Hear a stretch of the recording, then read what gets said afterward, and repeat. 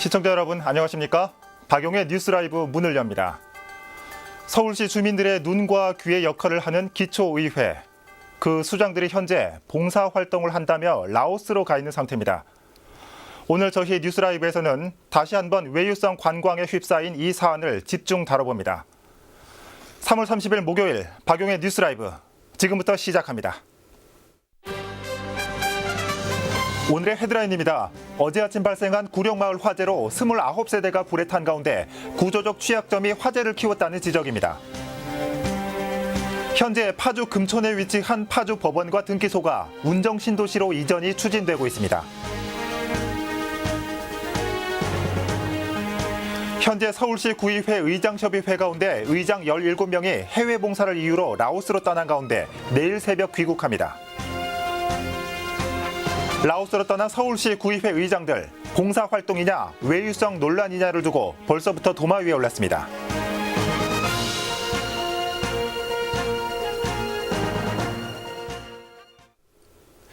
강남구 구룡마을에 또다시 대형 화재가 발생했습니다. 연기를 흡입한 70대 노인 한 명이 인근 병원으로 이송됐지만 큰 인명피해는 없었습니다. 지혁배 기자가 보도합니다. 다닥다닥 붙어있는 판자촌 한가운데 불길이 치솟습니다. 소방관들이 진화에 나섰지만 쉽사리 잡히지 않습니다. 지난 29일 오전 8시 51분경 4개 동에서 발생한 불로 건물에 있던 14명이 긴급 대피했습니다. 이 과정에서 70세 김모 씨가 연기를 마시고 1도 화상을 입어 인근 병원에 이송되고 한 명은 현장에서 응급조치를 받았습니다. 화재로 7B지구 150세대 가운데 29세대가 불에 탔고 사람이 거주하고 있는 26세대 43명의 이재민이 발생했습니다. 이제 바람이 살짝 불었잖아요 그때. 그러니까 막 확 퍼지고 또 이 가스통 저게 터지니까 이제 막 펑펑 터지니까 이리저리 옮겨 붙어갖고 이렇게 많이 타버린 거예요. 소방재난본부는 차량 80대와 소방관 190명을 투입하고 소방 헬기 4대를 동원했습니다. 구룡마을 7B지구에서 난 불은 2시간 만인 오전 8시 46분에 완전히 진화됐습니다. 수서경찰서는 야외용 가스 히터를 손질하던 70세 김모 씨가 가스가 새어나온 줄 모르고 점화 스위치를 눌렀다가 불이 난 것으로 보고 정확한 원인을 조사하고 있습니다. 딜라이브 서울 경기 케이블 TV 지역배입니다.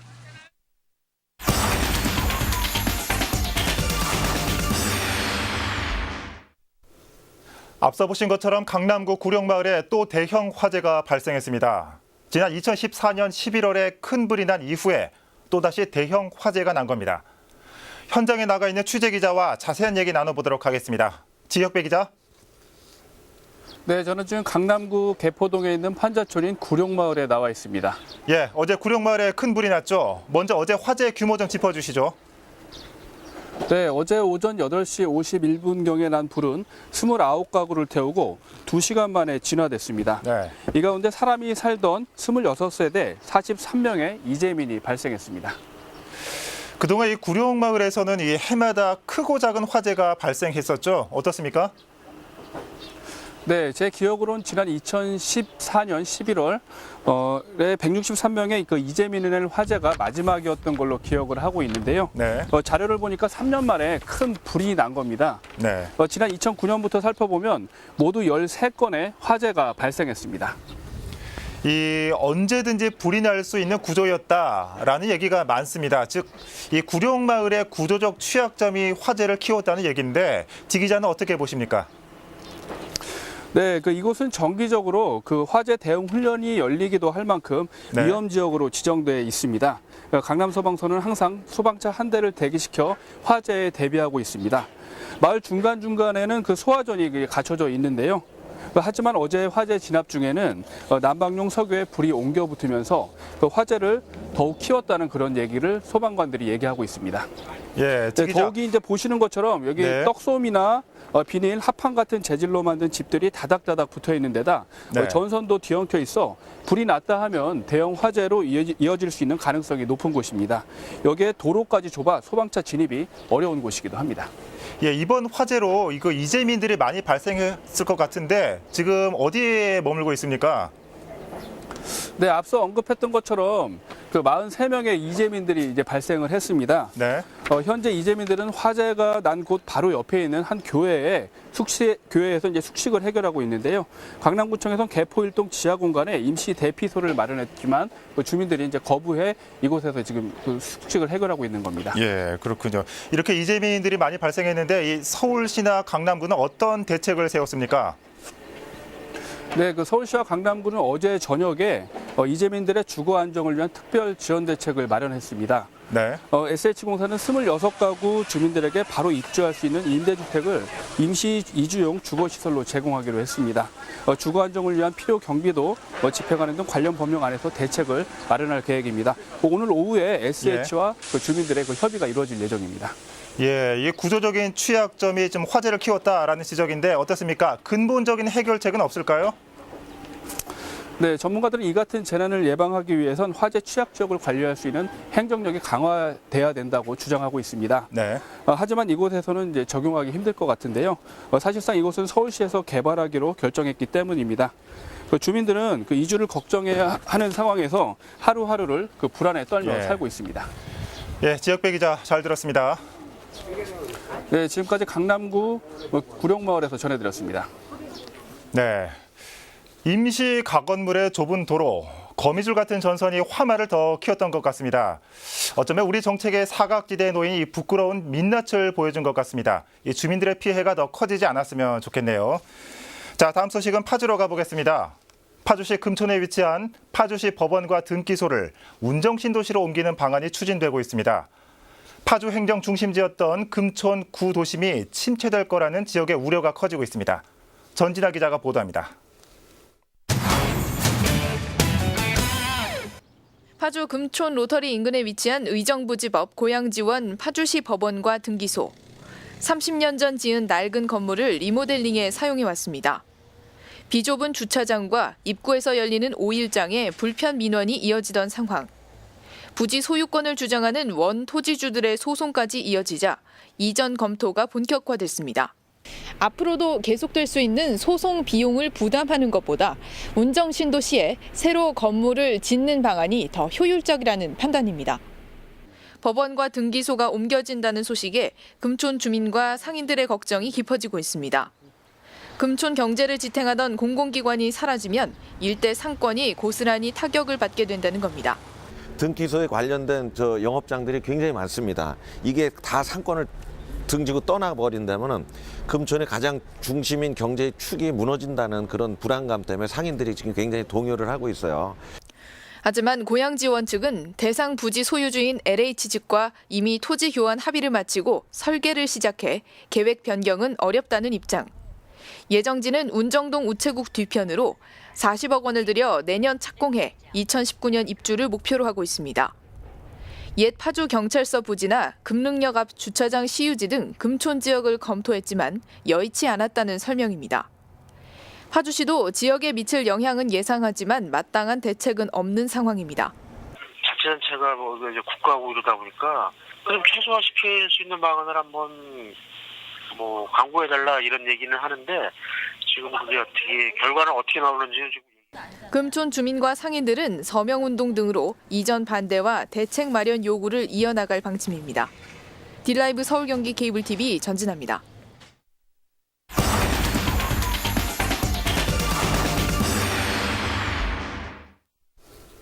이처럼 파주시의 행정타운 역할을 하고 있는 금촌동에서 공공기관이 떠날 수밖에 없는 이유는 뭘까요?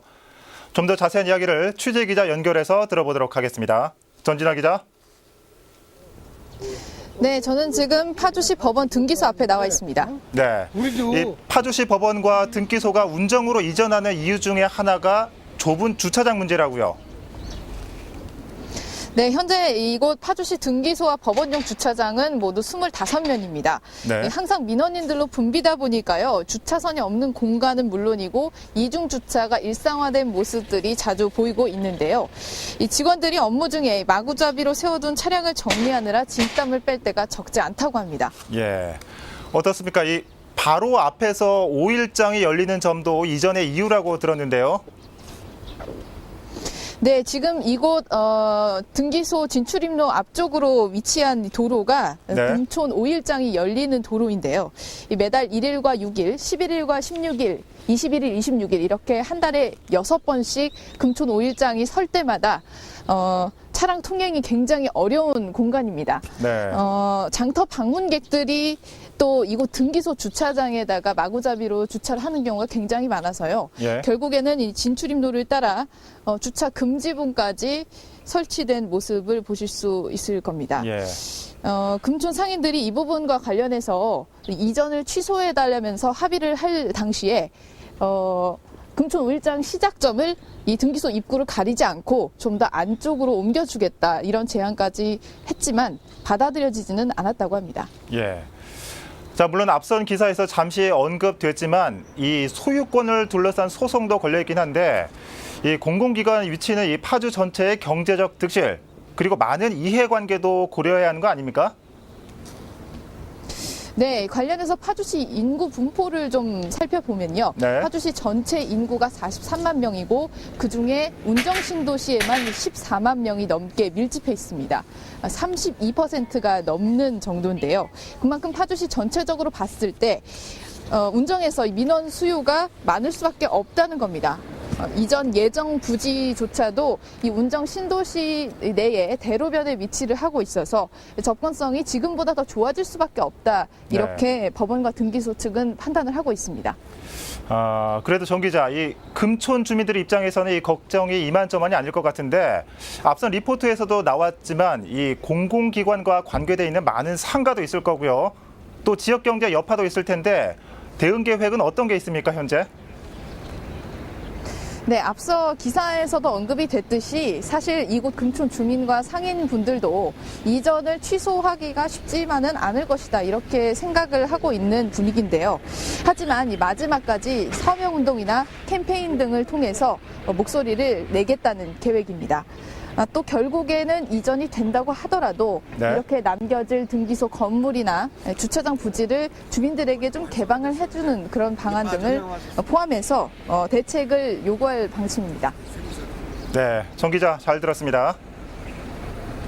네, 지금까지 파주시 법원 등기소 앞에서 전해드렸습니다. 네, 행정 중심의 이동.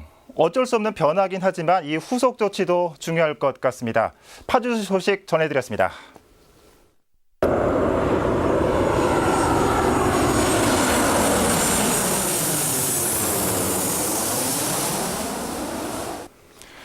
어제 보도해드린 대로 서울시 구의회 의장단은 현재 해외 봉사를 이유로 라오스로 떠난 상태입니다. 세금 3,800여만 원을 들여 떠난 해외 봉사 활동. 먼저 참석한 구의장은 누구인지 또 어떤 봉사 활동을 계획하고 있는지 김국희 기자가 짚어봅니다. 딜라이브 서울 경기 케이블 TV가 입수한 의장단 해외 봉사활동 참석자 명단과 일정표입니다. 해외 봉사 장소는 동남아 라오스로 전체 일정은 3박 5일입니다. 이 가운데 봉사활동 시간은 총 6시간입니다. 27일 인천공항을 출발한 의장단은 도착 다음 날 2시간가량 학교 시설 보수 봉사를 진행합니다. 셋째 날은 봉사활동이 없고 넷째 날인 30일 학교 시설 최종 보수 작업과 학용품 전달식으로 4시간의 봉사 일정을 계획해뒀습니다. 3박 5일 동안 6시간의 봉사 일정을 마친 의장단은 이후 31일 오전 7시 인천공항으로 귀국할 예정입니다. 이번에 라오스 해외 봉사를 떠난 의장들은 회장인 성북구 정영진 구의장을 포함해 의장 17명, 6시간의 봉사활동을 위해 수행 공무원 6명도 동행했습니다. 명단에는 24명이라고 나와 있지만 중랑구 강대호 의장은 출국 직전 일정을 취소한 것으로 확인됐습니다. 25개 자치구 가운데 종로구와 용산구를 포함한 8개구 의장은 참여하지 않은 것으로 파악됐습니다. 한편 의장단이 라오스로 해외 봉사활동을 떠나기 위해 사용된 예산은 총 3,800여만 원입니다. 자비 부담은 없고 전액 서울시 구의회 의장협의회 예산에서 사용됐습니다. 딜라이브 서울 경기 케이블 TV 김국희입니다. 네, 저희가 이렇게 서울시 구의회 의정협의회 봉사활동을 집중 보도하는 것은 자칫 외유성 관광일 수도 있기 때문입니다. 벌써부터 이 봉사활동을 빙자한 해외여행이라는 지적이 나오고 있는데 왜 그런지 박선화 기자가 보도합니다.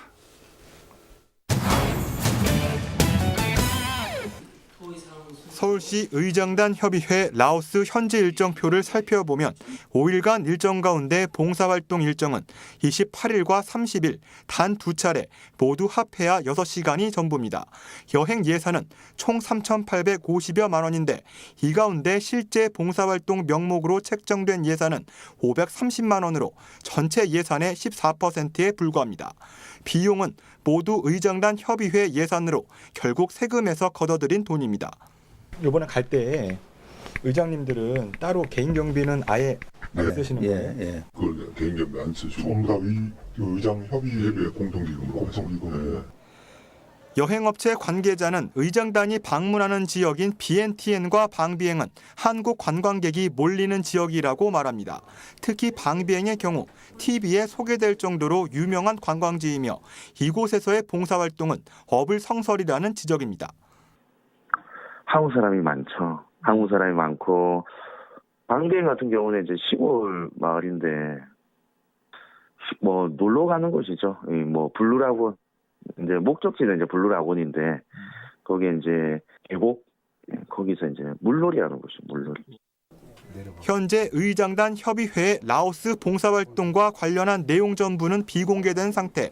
시민단체들은 주민들의 혈세로 진행된 활동인 만큼 세부 비용과 일정을 비공개로 진행한다는 건 문제가 크다면서 봉사활동의 선의를 증명하기 위해서라도 세부 내용과 보고서를 공개해야 한다고 입을 몹니다. 딜라이브 서울 경기 케이블 TV 박선아입니다. 앞서 보신 서울시 구의장들의 해외 봉사활동, 현재 취재가 어떻게 진행되고 있는지 살펴보도록 하겠습니다. 취재 기자 자리했습니다. 전소영 기자. 네. 한국에서 취재가 시작됐다는 걸 이 라오스에 가 있는 구의장들도 알고 있는 상태죠? 네, 정확히 알고 있습니다. 예. 일단 의장단이 떠나는 날 이슈가 됐고요. 그날부터 네. 저희 취재진도 투입이 돼서 회장이 속한 성북구 의회 또 사무총장이 속한 구로구 의회를 집중 취재를 진행을 하고 있기 때문입니다. 네. 일부 취재원은 현재서 아마 일정이 바뀔 수도 있겠다라고 말하기도 했는데 네. 조금 전까지 제가 확인한 바로는 일정 변동 없이 그냥 그대로 흘러가고 있는 상황이라고 합니다. 예. 다만 이런 분위기 탓에 저녁 식사 후 술자리는 자제하고 있다라는 반응들이 오고 있는 상황입니다. 예, 그렇군요. 어떻습니까? 이 현재까지 취재팀이 확보한 자료들 어떤 것들이 있습니까? 일단 자료 전체를 비공개로 걸어둬서 저희들이 자료를 확보하는 데 굉장히 어려움이 예. 있었습니다. 정보공개 청구는 지금 해둔 상태지만 그 전단에 저희들이 입수한 자료를 먼저 말씀드리면 네. 행사 전체를 기획한 곳이 구로구 의회입니다. 구로구 의회가 각 의회로 참석 여부를 묻는 공문을 일단 확보를 했고요. 네. 그다음에 그 공문을 토대로 만들어진 그 리스트죠. 참석하겠다고 하는 의장들, 사무국 직원들의 신상 정보가 있는 리스트가 있습니다. 또 비행기 편이 포함된 3박 5일간의 일정표도 저희들이 갖고 있는 상황입니다. 네. 이 밖에 예산 관련한 녹취 파일이 있고요. 각종 증언까지 지금 확보가 돼 있습니다. 예. 또 의장들이 현장에서 봉사활동을 하고 있는 사진도 몇 장 확보가 돼 있는 상태입니다. 예. 어떻습니까? 청 기자, 앞으로 취재는 어떻게 진행되는 겁니까? 일단 저희 취재진은 정형진 의장에게 공식 인터뷰를 요청해둔 상태입니다. 네. 인터뷰에 응할지 혹은 응하지 않을지는 모르겠지만 아마 저희 취재는 계속 진행이 될 예정입니다. 또 오늘 저녁 뉴스는 해외 봉사가 어떻게 기획이 됐는지 또 어떤 예산의 출처 때문에 과연 네. 이 돈이 세금인지를 파헤쳐보는 기사도 준비하고 있는 상황입니다. 예. 청 기자 잘 들었습니다.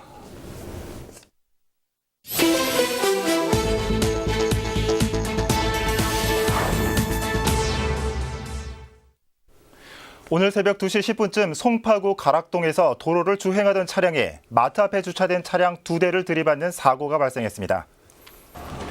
이 사고로 주행 중이던 차량이 전복돼 운전자가 바닥과 차량팀에 끼어 중상을 입었고 전복된 차량을 포함해 모두 3대가 파손되는 재산 피해가 발생했습니다. 중상자는 응급조치 후 인근 병원으로 옮겨졌습니다. 경찰과 소방당국은 정확한 사고 원인을 조사하고 있습니다. 서울과 경기 권역을 1시간대 생활권으로 연결시키기 위한 수도권 광역 급행철도 사업. 현재 모두 3개 노선 조성을 계획 중인데요. 이 중 송도와 청량리를 잇는 GTX B 노선이 중랑구 망우역을 포함해 남양주까지 연장이 검토되고 있습니다. 보도에 김동훈 기자입니다. 정부가 당초 인천 송도에서 청량리 구간으로 예고했던 GTX B 노선도입니다. 하지만 현재 이 구간의 연장을 추진 중에 있습니다. 기존 계획보다 망우역과 마석역 등 4개 역을 추가하는 것입니다. 지난 2014년 B 노선의 예비 타당성 조사에서 BC, 즉 비용 대비 편익이 0.33으로 낮게 나왔기 때문입니다. 청량리에서 망우까지 지하선로를 추가해 건설하고 망우에서 마석까지는 기존 경춘선 선로를 이용한다는 것이 국토부의 계획. 이렇게 되면 BC가 1.13으로 높아질 것으로 분석하고 있습니다. 국토부는 지난해 11월 예비 타당성 조사를 신청했으나 최근 결과 대상 사업으로 선정되지 못했습니다. 저희는 기본적으로 지금 마석까지 연장한 그 안이 경제적 타당성을 확보하는 걸로 일단 저희는 그렇게 보고 있고요. 하반기 정도에 다시 예타를 신청할 계획이고요. 한편 GTX는 지하 40-50m 깊이 터널에 선로를 건설해 최고 180km로 달릴 수 있는 고속 지하철입니다. 사업이 완료되면 기존 지하철보다 3배 이상 빠르게 서울 도심으로 접근할 수 있을 것으로 예상되고 있습니다. 딜라이브 서울 경기 케이블 TV 김동훈입니다.